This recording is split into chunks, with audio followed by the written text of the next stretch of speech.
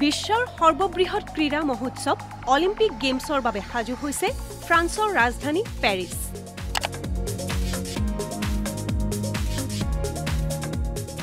আটক ধুনীয়াকৈ সজাই পৰাই তোলা হৈছে সমগ্ৰ পেৰিছ।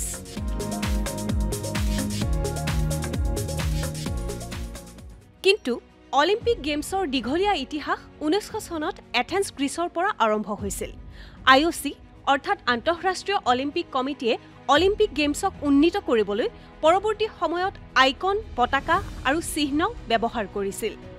1913 চনত ফ্ৰান্সৰ বেৰন ডি কোভাৰ্ডিনৰ নিৰ্দেশনাত অলিম্পিক পতাকা নিৰ্মাণ কৰা হৈছিল। 1914 চনত ইজিপ্তৰ আলেকজেণ্ড্ৰিয়াত এই পতাকা প্ৰথম উত্তোলন কৰা হৈছিল। এই ফ্লেগত থকা 5টা আঙুঠিয়ে সকলোৰে দৃষ্টি আকৰ্ষণ কৰে।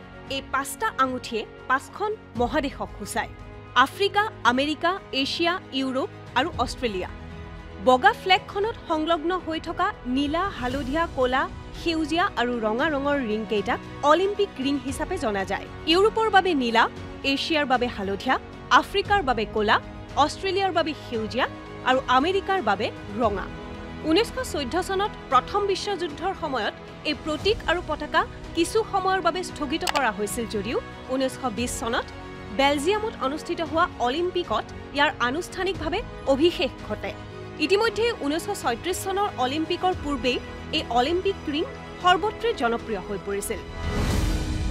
আন্তঃৰাষ্ট্ৰীয় অলিম্পিক সমিতিৰ মতে এই অলিম্পিক ৰিঙে অলিম্পিক গেমছত বিশ্বৰ সকলো দেশেই যাতে যোগদান কৰে তাৰেই ই এক শক্তিশালী বাৰ্তা। News desk report, DD Assam.